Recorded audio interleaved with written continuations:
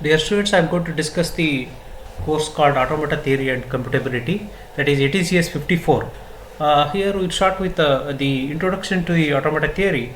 Myself, Nagpa Pajantri, going to discuss for this course at this semester. So here there is the steps or milestones we are going to follow in this discussion. So let me see the automation. What is automation, right? And followed by the type of automation we are going to be looking, or the literature supporting for the different type of automata.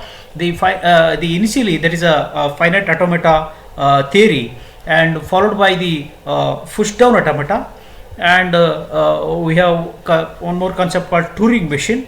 And in order to discuss all those, we need enough mathematical support, that is some mathematical tools we need to be discussed, that maybe we are studying in a discrete mathematical structure, which may be enough. Or even if you not study those courses, or at the beginning some of the other allied mathematical courses you might be studied, that may be also enough. So begin with this automation. Before going to discuss the word called automation, there is a word called computation, right? See, the computation, you will see that our digital computer contains the central process unit, which may be performing the several computation, for which the other allied supporting units will be there, maybe input device and output device, maybe memory and various other devices, right? So let's begin with the actual discussion, that CPU need different inputs or outputs, and you need to be compute. In order to compute those, there is a temporary memory will be support to store some intermediate results. So that results will going to be sent to the output device to who are looking to the solution toward that problem. So let begin with an example. Maybe we want to compute the x cube, right? Let is called a function f of x is equal to x cube. So the traditional computation, maybe I hope you will versed. We can compute the x into x, we will get an x square, that will be multiplied with the x, then we totally get an x cube.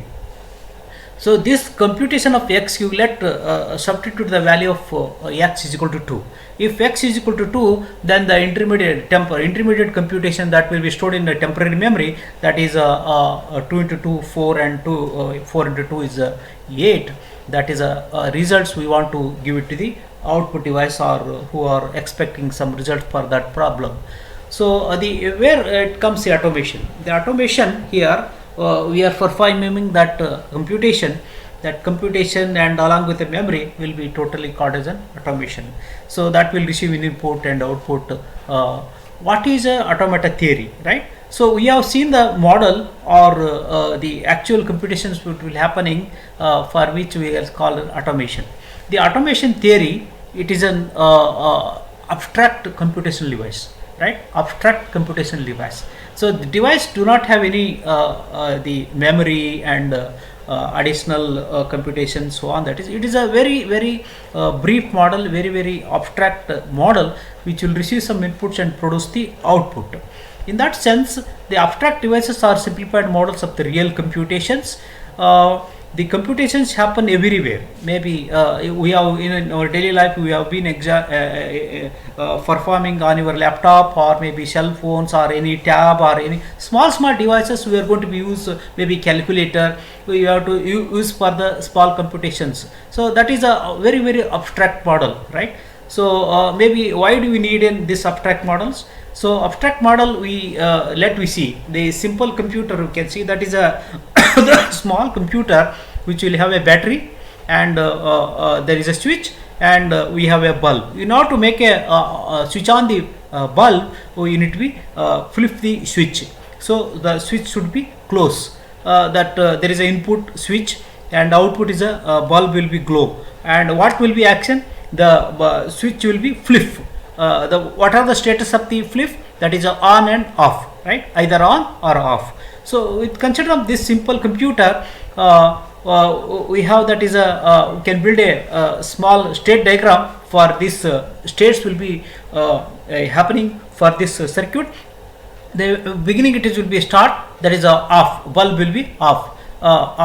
When the switch will be off, when the switch bulb will be on off, there is a flip switch will be not flipped.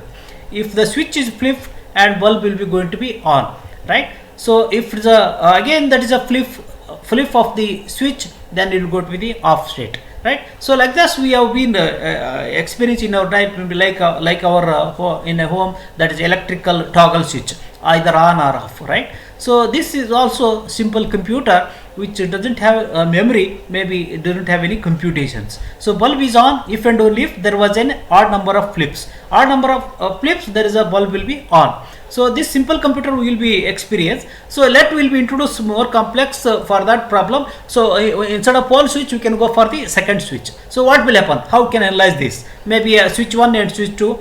So bulb will be on only one, switch 1 and switch 2 should be flipped. Then only bulb will be on. Otherwise bulb will be off. So we can analyze this. We can the initial state will be off, and to start give an input 1. Maybe the switch 1 will be flip. If switch 1 will be off, switch, then bulb will be off, right? So next switch 2 will be off, bulb will be off, right? If both the switch 1 and 2 are on, then only bulb will be on. So we can have, so bulb will be we have the bulb will be off when the start, and input 1, and it will go to the off state, and again switch 2 will be on, and it will go to the on state. So similarly we can have there is a when we have in the on state that switch 2 is off, then we will go to the off state, the other possibility. And we can see from this diagram, both the switch 1 and 2 are on, then only bulb will be on. So that is a conclusion we can understand from this simple computer, right?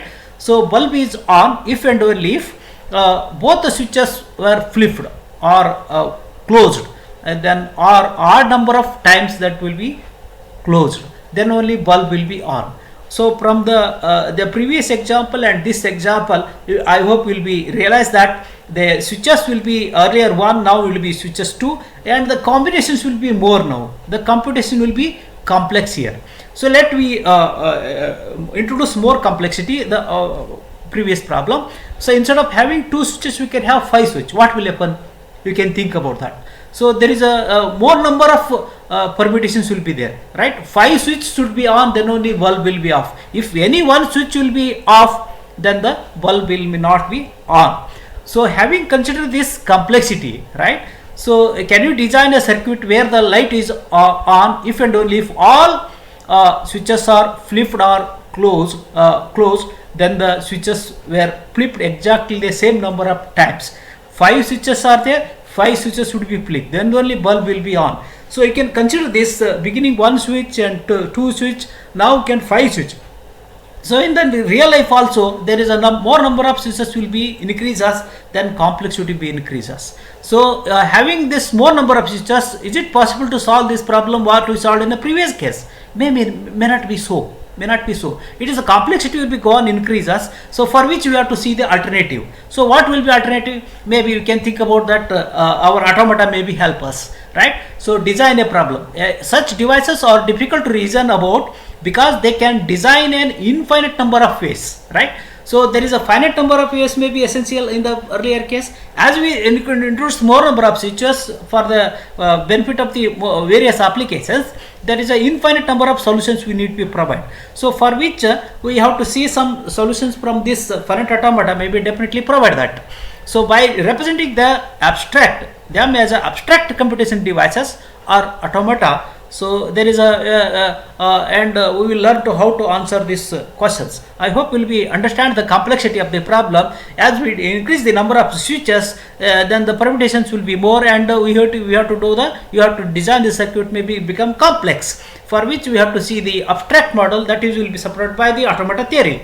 Devices can model many things. So they can describe the operation of any small computer like a control component of alarm clock or microwave, right? So maybe ticket vending machine, chocolate vending machine, conductor kiosco, right? Point of sale in the post office. So these are all the small devices which will be have an abstract model of the computer, maybe microwave oven, right? So they're all used to lexical analyzer to recognize the well-formed expression in the programming languages. Maybe another example, maybe parsing of the tokens.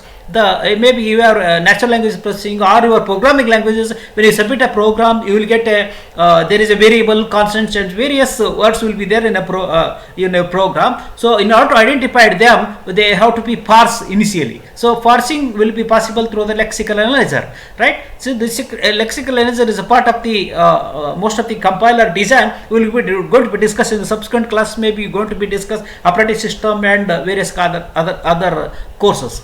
Consider the example of AP1 is a legal name of variable in C, right? 5 is not a legal name. So this we can understand by the parsing of those constants or variables in the programming language which is submitted by the user, right? So that is a lexical analyzer part of the user.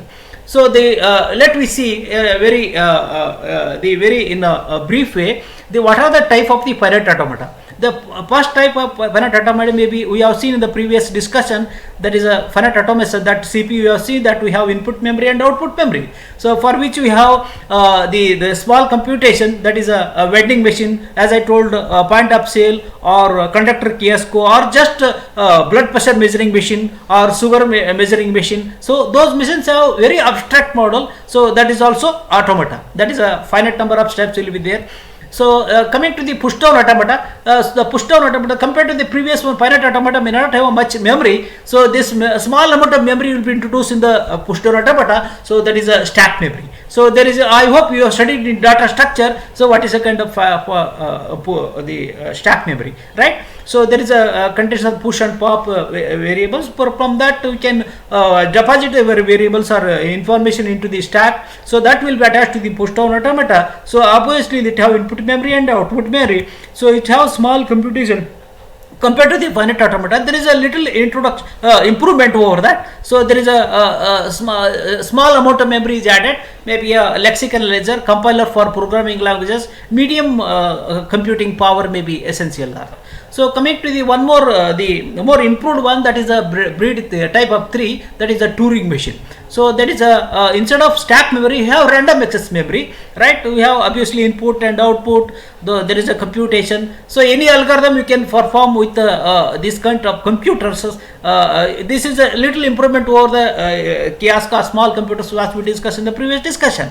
So they have a more computing power, right? So power, we say that we can say that finite automata have less power, and this little improvement over that is a push down automata. Additional memory is there, is a stack memory, and we have the Turing machine that is a much compared to the push down automata, the stack memory. There is the random access memory will be added, which we have seen in the most of the digital computers. So compared to the power wise, that is a start with this finitely small computer, that is abstract model. So less power will be there, and as we go towards the push down automata, that is a improvement over that power of computations. So it will going to be solve some little complex problem compared to the which is solved by the finite automata, and the push down automata which have additional power which have going to be solve more problems. So coming to the Turing machine, that is there is all the more powerful. That is all the classifications, as we said, it is a Noam Chomsky classification of computers or abstract model as we supported with the devices. So some devices we can see the finite automata, the device with the finite amount of memory. So used to model small computers, right? So chocolate vending machine as a small example. Push down automata, device with the infinite memory that can be accessed in a restricted way. So because that is a stack memory, so there is a model parser or tokenizer, maybe example. The Turing machine, the device with the infinite amount of more amount of memory compared to the push down automata. So that may be any computers, maybe laptop, desktops, and so on. That is. So time bound Turing machines, the infinite amount of memory by computer running time. So computer program that can runs in a reasonable amount of time. Maybe we have improved version of the digital computer, maybe workstation, maybe some more powerful computer. We can call time bound Turing machines and all those. So these devices we can be going to be tell that automata theory.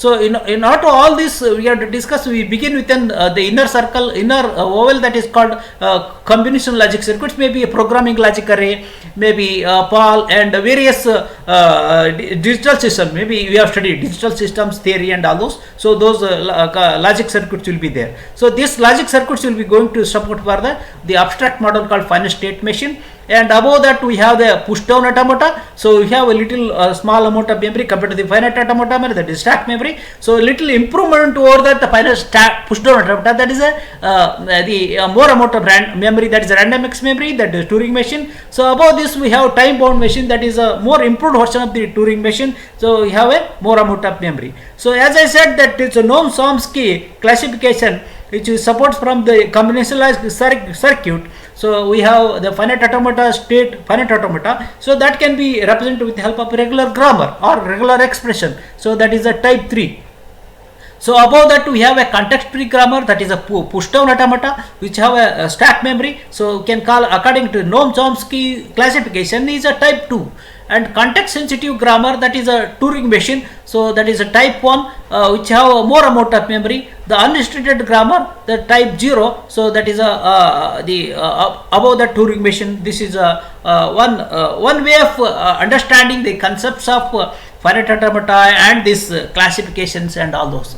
Some highlights of this course, that is a finite automata. So we will understand what kind of things device with finite memory can do and what cannot do.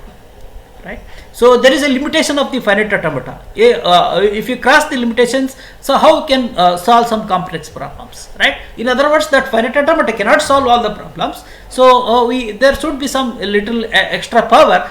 In that case, what we have to do? Introduce the simulation, the ability of device which can imitate the another device. So for the simulation concept or emulation concept, introduce the non-determinism, the ability of device to make the arbitrary choices. So we can have we can say the bird view of this finite automata. So finite automata will be with output and without output, right? So with output, there is you might be heard Murray-Mealy machine, right? Murray-Mealy machine, without giving an output, with help of some signals, they are going to be operate, that is. So the center portion of this course is without output. Without output, that is a finite automata.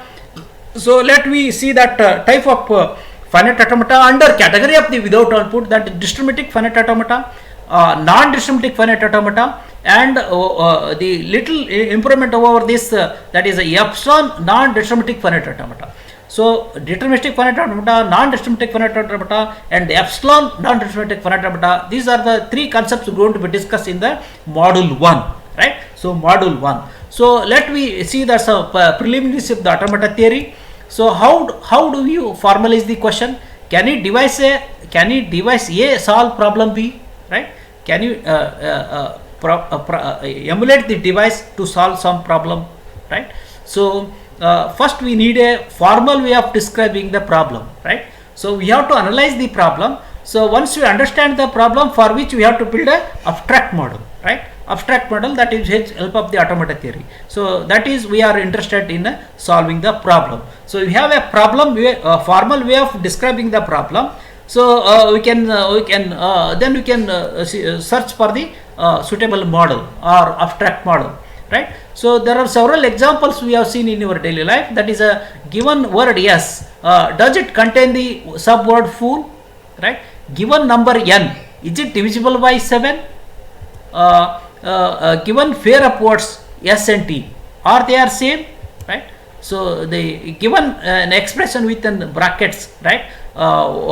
Maybe round bracket, opening, closing, opening, that is, does every left bracket match with the subsequent right bracket? So the balancing of the parentheses.